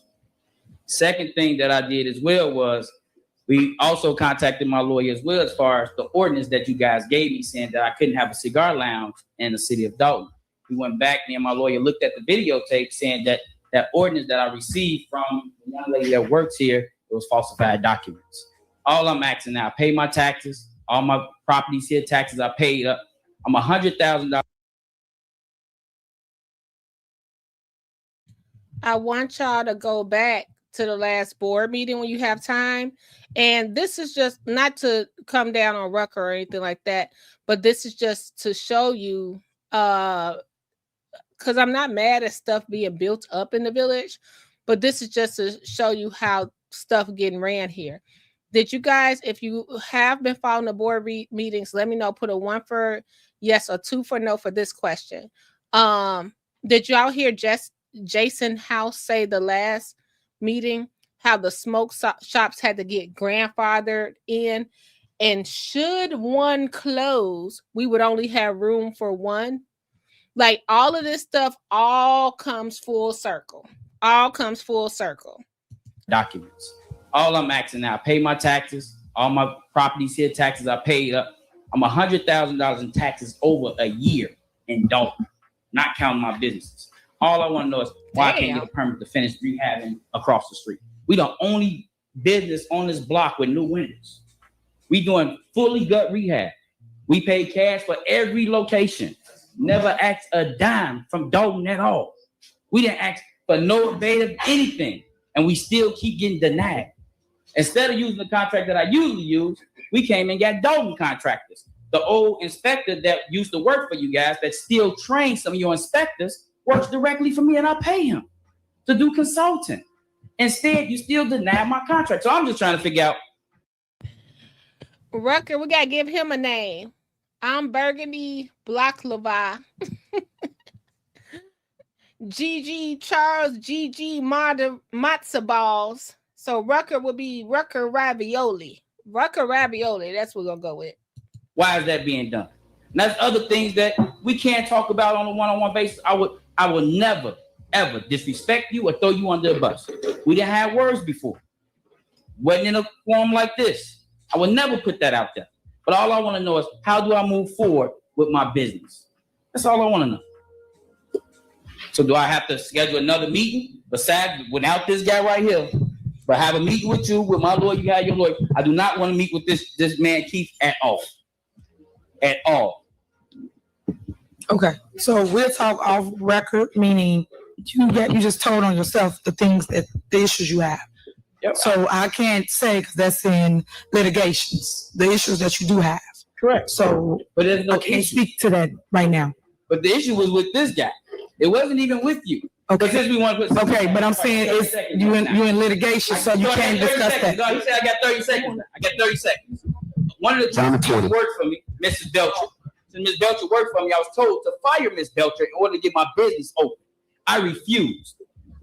I refused to fire Ms. Belcher to keep in order to get my business.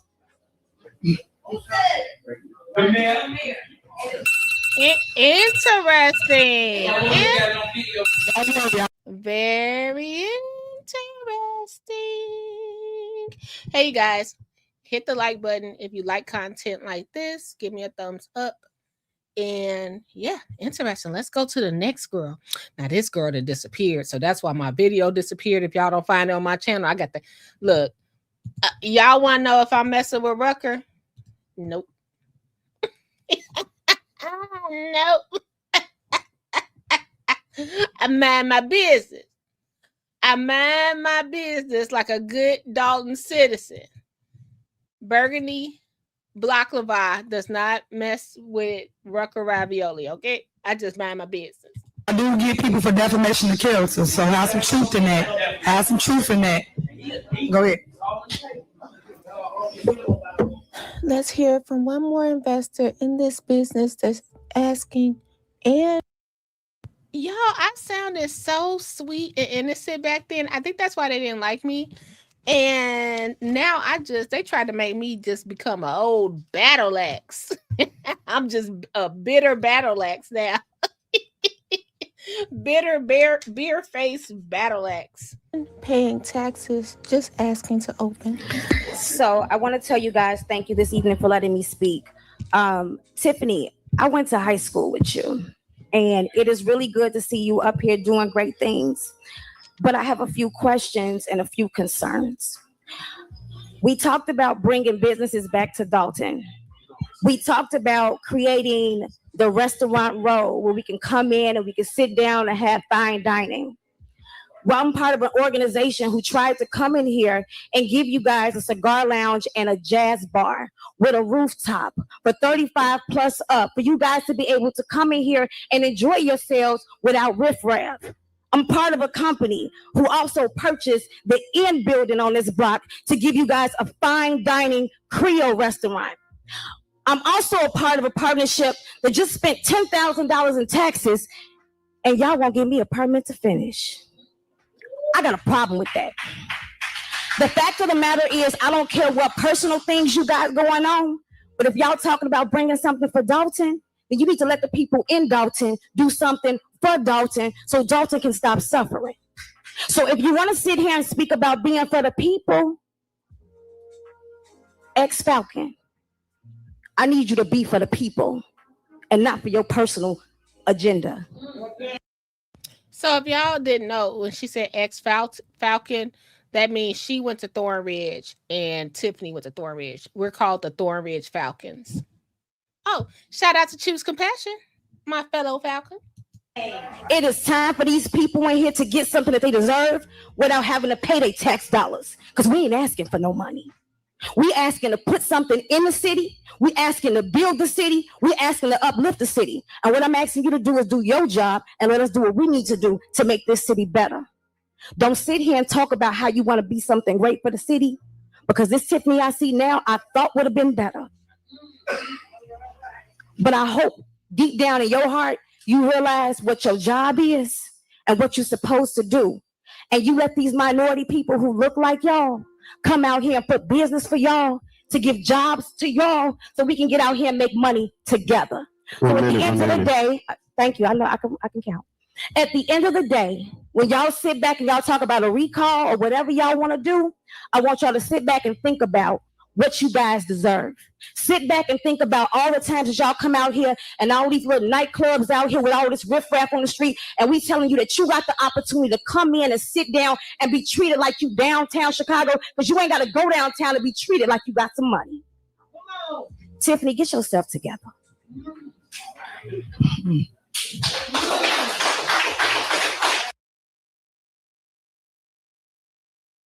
Now, I would ask y'all, if y'all can find her where she at now, I would ask y'all. But I'm going to shut up because I don't want Joe Pesci coming for me. Now, let me get to talking about how she was extorting certain businesses. Oh, I know it all. So, one business owner, is it okay to say the name? Business owner, is it okay to say the name? Okay, so Rucker Holden was bringing a cigar lounge to Dalton. Okay, so just so happened, Kiana works for him in his other businesses. But because she don't like Kiana, Trustee Belcher, she's not gonna give Rucker what he want. In fact, she told him, if you don't get your bitch in order, I'm not giving you what you want.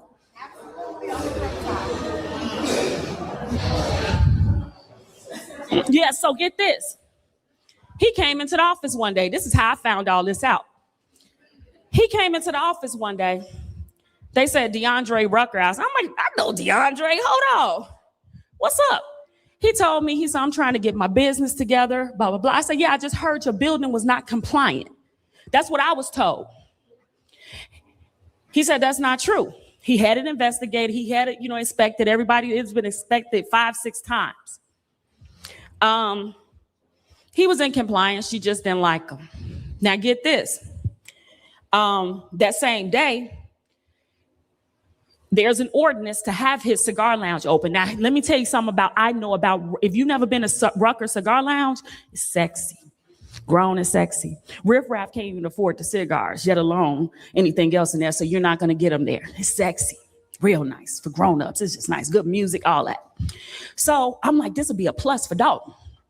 Well, he come with one ordinance. Kiana come with another ordinance. I went and pulled another ordinance. It's 3 ordinances. These are false ordinances. Somebody got some falsified, fraudulent documents, right? Wow. So right here, I want to show the people on YouTube that cover the village of Dalton. I'm still in Dr. Scott's parking lot. Over there, I could literally walk to the Rutgers building That's going to be the Cigar Lounge and hopefully the Caribbean restaurant, right? Downtown Dalton has never looked this good. Businesses have been closed for years. Years.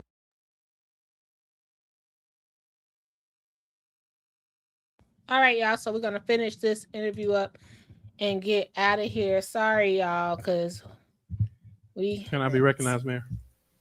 You want to be long-winded? I'm just asking. Make mistake. Okay, let's go to the finished web extra part of the interview. Build up, allowed them the business license to open their doors. So that has been a positive. In addition to that, we've had several conversations, so we expect to see more additional new businesses coming into town within the coming 12 months. So what was it? What was the red tape that people that you believe businesses like the Cigar Lounge was facing that they just couldn't get business licenses? I think that there was too many administrative barriers, some personality with the last administration, some a lack of education or knowledge within the department on what steps to take next. And when there is that level of clash, business owners do not look to try to invest and figure out what to do when if the mayor's office or the administration does not appear to have a plan. It's been very important for us that we become a business-friendly community, that we work with our business owners to make life easier, so that when they come in, they can fill out an application, get the proper inspections, and then they can go on and manage their company, because that's really their bread and butter. Do you believe your administration and you removed that red tape? Absolutely. I know we've taken great strides to remove that red tape. Of course, there are still checks and balances that have to be in place, and we will enforce that because that's for the safety of the business, that's for the safety of the residents. But we do have a process in place that within 3 to 4 weeks, anybody who comes in with their proper paperwork, we can get a license back to them. All right, since we're talking about finances, let's talk about the village as a whole. There was at one point you guys were looking at credit worthiness and potentially losing that ability to even borrow money, things of that nature. Where do you stand at this juncture when it comes down to credit worthiness and just being able to continue to operate as a municipality should? At this point, we still do not have a bond rating, so that portion has not improved. But our ability to work with banks and to secure financing, we think we're well down the road. We've had talks with 2 banks about potential loan opportunities that we are still, I would say, negotiating. I do believe we will have that authority. I can also point out that we have received 1 loan already with Wintrust, which was what we used to acquire Pope Leo's childhood home. So the banks are willing to work with us. We've demonstrated good financial management. Because you had banks previously saying, we're not working with you. You saying we're going to close accounts. We had a bank that kicked us out. We had a bank, Fifth Third Bank at the time decided that they were no longer going to offer us any banking and forced us out into looking for a new relationship. And residents might say, well, can you be very clear about why it's so important for a municipality to have a bond, to be able to, people might say, well, what does that really mean when you say we weren't bonded? Well, we want to have a bond rating because that makes it easier for us in the event of an emergency, or if we want to do a large scale infrastructure improvement. Bonding is the fastest way that we might be able to get funded for that. Like, this is why they got kicked out, because they were doing all that fighting with the banks. Jason was going in. They talking about 1 signature. We never saw the back of the $500,000 check. All of that stuff was going on. That's why Fifth Third was like, y'all a liability. It wasn't because of Tiffany. Right at the moment, it's kind of like at your house. You have the choice. If you want to buy a new car, you can either have enough money in the bank to go and purchase it, or you go out and take out a car loan. Many people, even if they have the money in the bank, may take the option of doing a loan because it allows you to have better management of your finances or your month to month, the money coming in. Before the Henyard administration, if my math is correct, the village had a surplus. Correct. Of nearly, what was it, 5.6 million, correct? And so people who may not live in Dalton might say, Well, we had 5.6 million, and you then ballooned to what when she was. I'm sorry. How did we have 5.6 million when Riley Rogers had a whole press conference that's asked us? Well, we did have that loan during COVID, that part, but he had a whole press conference because Dalton, what was that, 2019, I think? Because Dalton was broke. We was dead broke. And we was asking for the state of Illinois for money. Why do nobody do research? I thought people were supposed to do research. Done to $8 million. You were a trustee. Thank you. And Go so to were many of Conscious the page current for the trustees. T. You guys you're not just new. When she covers all the board meetings, and she goes back to the Riley Rogers administration too. She just doesn't go. Conscious, if you don't mind, drop your channel in the chat. It's only a few people here, but just in case some people are not following you. Yeah, like how y'all, whatever, like whatever. To the city. It begs the question that people might still want to know is, how do you take any responsibility for allowing for the administration to go from a surplus to a negative? And your Okay, Gardis. As a trustee, No, I Tiff took the stands responsibility, for and we all took the Tiffany. responsibility Gardis. of What's oversight. wrong with Gardis? And so with that oversight, once we saw things going in the wrong direction, we spoke up about it. Conscious are they cottages? Are they cottalized? Did you get all the ordinances cottalized over there? Let me know. We spoke up early and often, and that's the primary responsibility that we have. We did not approve unbalanced budgets. We would not approve any expenditures that did not fall within the guidelines of that budget. And because of that, that's where a lot of people really saw the clash that came was as a result of us doing our job as trustees on financial transparency and oversight. And unfortunately, it became a big spectacle the way that the clash happened. And y'all wanted I it won't to be. dodge that there's a level of responsibility on all sides, because I think that when you take the position, you always reflect back and think, what things could we have done? I like that he asked Jason, hey man, what is going on right here? You know what? I as my edges are getting thinner as I get older. I'm going through the change. I'm going through metamorphosis, if you will. But man, you don't know until you're on camera. So look, Jason, I'm gonna give you another tip. When you get on the news, ask them. This is why. Where's Nikita at? Nikita not around Jason like she was around Tiffany. What happened? When you ask them for a screen test, because ask them to see the monitor. Because what is this? A ringworm? Why is it a hole right here? Is this a ringworm? I'm trying to be funny. Like, why is it a hole right here? What is that? But you know what? You don't get the black spray, get the dark brown or even the reddish brown spray, because your hair is kind of sandy brown. You don't have to get the dark black like the people be getting that edge up. But what is this? I don't know about that, Jason. You think that's no? Because the lighting wouldn't leave you boneless, skinless. Or maybe it's the lighting of is it like the sun shining down on him, like the Lord speaking, giving him something really good to say? Because wouldn't the rest of his hair be like that? You think that's the lighting? Why so smooth? Okay, Gardis said it's the lighting. I'm a listener. Gardis got the best hair in the business. He know what he talking about. And better. Right. I think through responsibility, we did raise the red flag. We did everything possible to stop the bleeding. I would also say that had we not taken the steps we did, that deficit how it ballooned to 8 million could have been 20 million. You know what it is? He didn't brush his hair. A nice brush to the front. Ooh, y'all, I had this boyfriend in high school. What was that dude on Poetic Justice that would brush his hair in the truck all day? His weak ass fade. Was that Guy Torrey or Joe Torrey? Who was brushing the weak ass fade? Chicago or something? What was his name in the Where are the Tory brothers? Really interesting. Where are the Tate brothers are running Chicago right now? Where's Joe and Guy Tory? But anyway, I had this boyfriend I was in love with. Girl, let me tell y'all, he let me wear his chain for like one period in high school, not the whole period, but one period.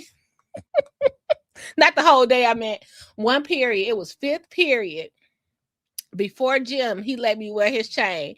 And then the next day, I was going through C hallway at Thornridge. Anybody from Thornridge, you know we had A, B, C, D hallway. C hallway at Thornridge. And I saw a heifer with the chain on. And look, I said, if I get out of science class and this girl got the chain on, I'm going off. I'm just, y'all, I was sliding down the wall crying. I get out of third period, go to lunch. She wearing the chain, eating a square piece of pizza and sitting next to the man. I just slid down the wall, dropped my nachos, just slid down. My carton of milk just gone. He was all I had. He was all I had in the 9th grade. Okay. So Chicago, Joe Torre.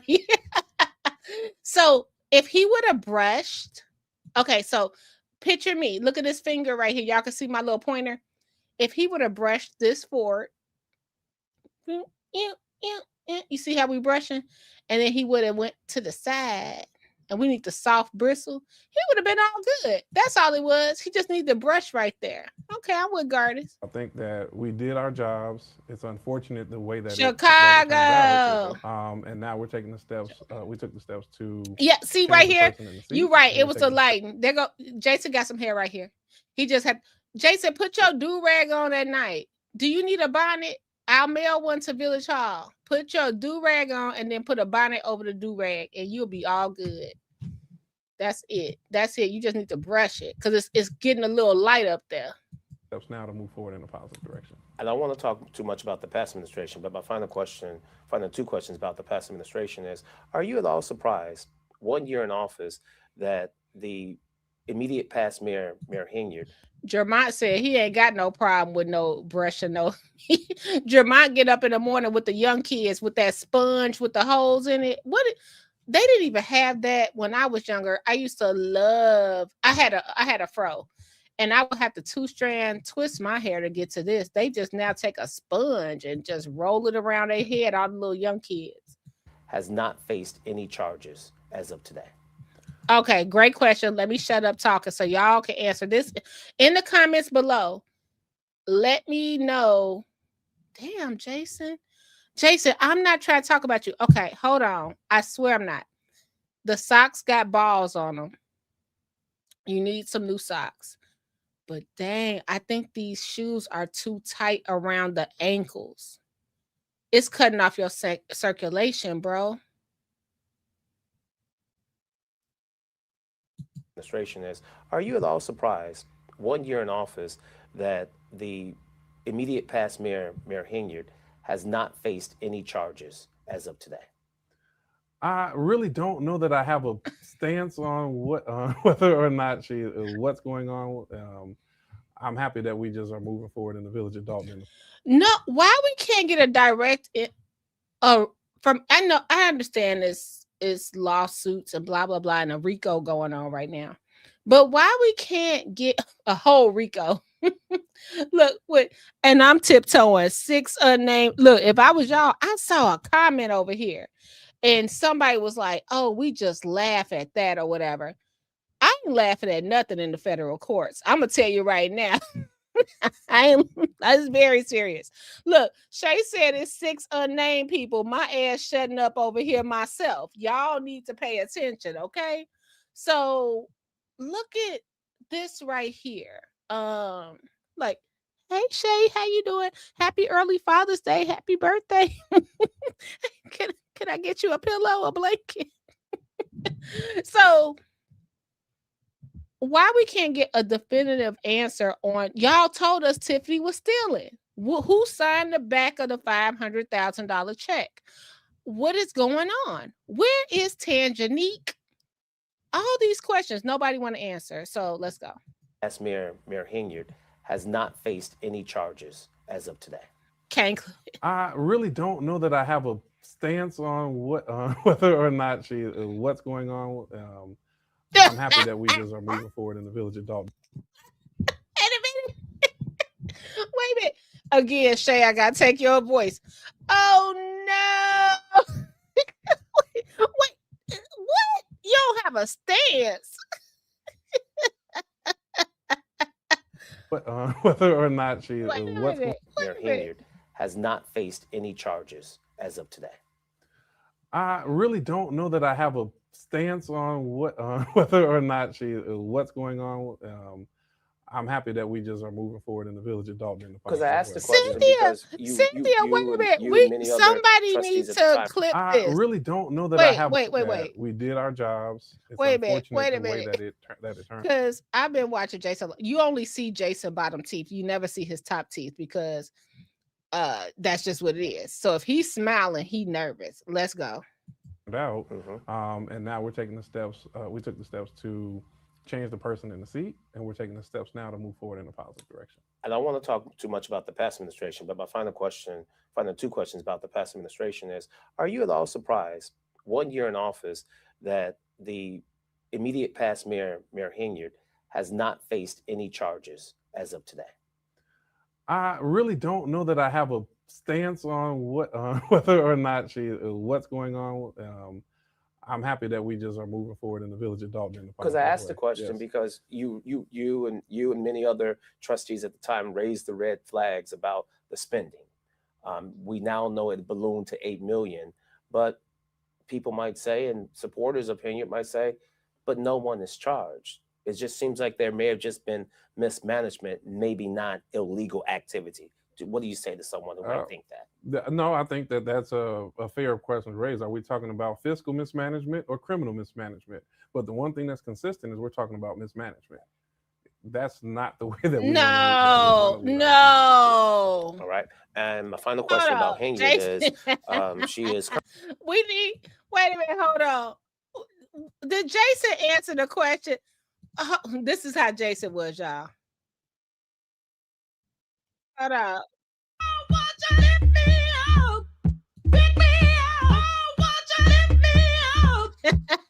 We need Shay to do this. Shay mix. Ooh, ah, ah, ee, ooh, oh, ah, ee, ooh, oh. Shay, mix this. Miss Jason answer. Ooh, ah, ee. Please. Look at Jason answer that.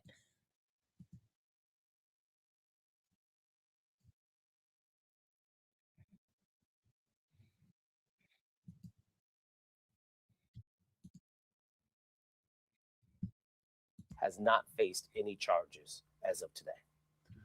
I really don't know that I have a stance on what whether or not she what's going on. I'm happy that we just are moving forward in the village of Dalton.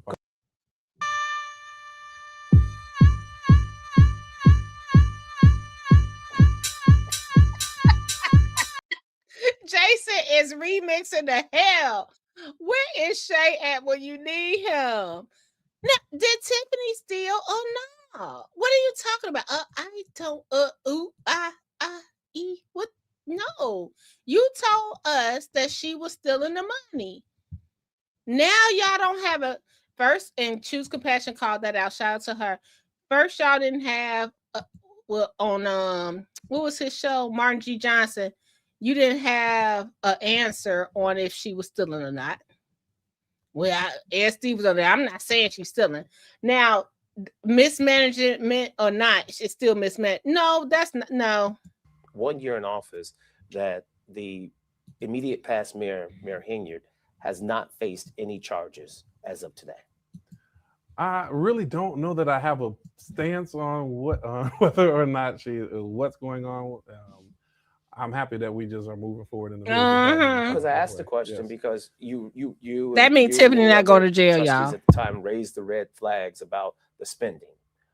We now know it ballooned to 8 million, but people might say, and supporters of Hilliard might say, but no one is charged. It just seems like there may have just been mismanagement, maybe not illegal activity. What do you say to someone who might think that? No, I think that that's a fair question to raise. Are we talking about fiscal mismanagement or criminal mismanagement?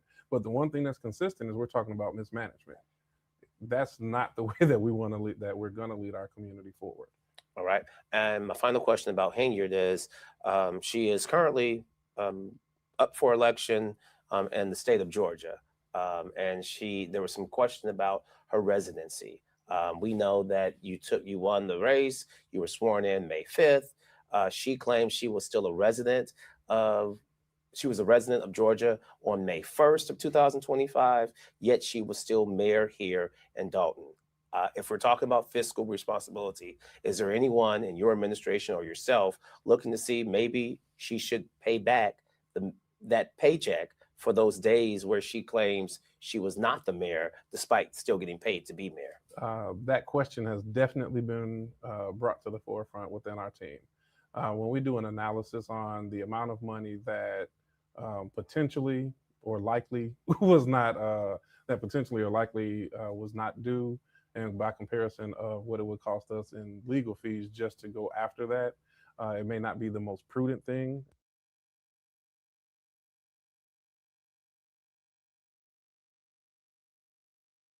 We so ghetto. Let me let y'all go because I'm just a talking. Y'all, if y'all hear Shay do a remix on Friday, ask him to do the house song Brighter Days. And I appreciate y'all so much. But basically, we see that they don't want to answer that. And I think that Tiffany would never go to jail. And I will say that on the record, only because she would have to spill the beans on everybody else. And that's just it.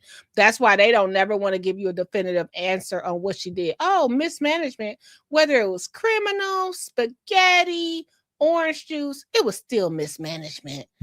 Oh my gosh. I'm only trying to do one thing, y'all. Sorry I was long-winded, but I was only trying to do one thing. So all I'm saying to you is like, come on, guys, we got to do better. We have to do better. And all I can tell you is that I am a fighter, and y'all know that. So when you come for me, be prepared for the fight. Because at the end of the day, they talked about Jesus Christ. So why don't I think y'all are not going to do me the same way? Somebody that's healing y'all and helping y'all. Same thing I'm over here doing, right? Healing and helping. Y'all have an amazing day. Happy Mother's Day to everyone. And I'll see you soon. Hope you enjoyed the live. Bye. Commentary blue. Commentary burgundy. Commentary. Commentary blue. Commentary. Comment burgundy blue. Commentary.